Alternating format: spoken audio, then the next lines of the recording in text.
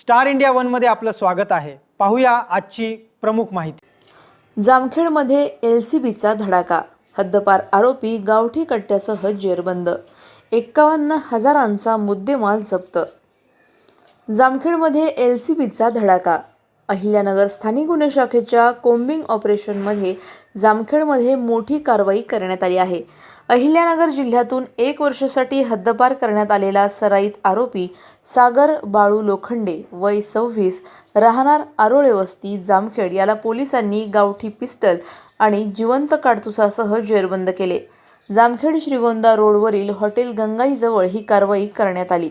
आरोपीकडून तब्बल 51,000 रुपये किमतीचा मुद्देमाल जप्त करण्यात आला असून त्यामध्ये एक गावठी पिस्टल, मॅगझिन आणि एक जिवंत काडतूस आहे।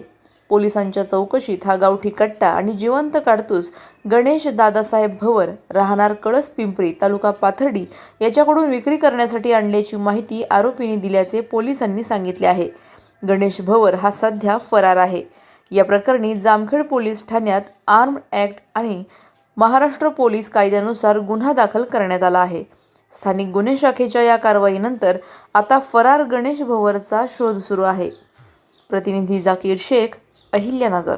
आमच्या YouTube चॅनलला नक्की सबस्क्राइब करा। पाहत रहा स्टार इंडिया। फेसबुक आणि इंस्टाग्राम स्टार इंडिया वनला फॉलो करा। पाहिल्याबद्दल धन्यवाद।